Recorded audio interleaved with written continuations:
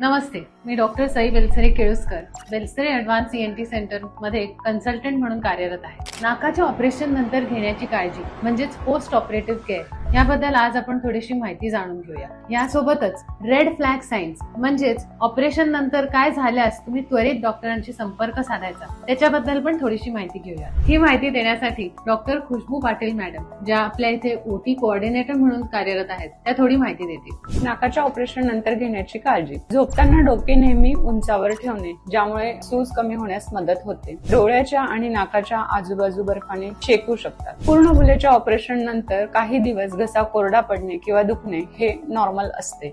नाकाला सारखे हात लावणे शक्यतोवर टाळावे. जोरात नाक शिंकरणे किंवा शिंकणे टाळावे. पट्टी काढल्यानंतर आंघोळ करू शकतात, नाक धुवू शकतात. पुढील पैकी कोणती धोकादायक लक्षणे आढळल्यास हॉस्पिटलला भेट देणे गरजेचे असते. जसे की थोड्याफार प्रमाणात नाकातनं पहिले 2 दिवस ब्लिडिंग येणे हे नॉर्मल असते, पण जर जास्त प्रमाणात ब्लिडिंग आल्यास हॉस्पिटलला भेट देणे हे गरजेचे असते. थोडा ताप येणे ही नॉर्मल असते, पण जर जास्त ताप आल्यास हॉस्पिटलला भेट देणे. नाकातनं दुर्गंधयुक्त पू येणे आणि डोळ्याच्या आजूबाजूला सूज येणे किंवा वेदना होणे. पोस्ट ऑपरेटिव्ह केअर आणि काय धोकादायक लक्षणे आढळल्यास हॉस्पिटलला भेट देणे गरजेचे असते याविषयीची माहिती घेतली. त्या व्यतिरिक्त जर तुमच्या अजून काही शंका असतील तर बेलसरे हॉस्पिटलला नक्कीच भेट द्या.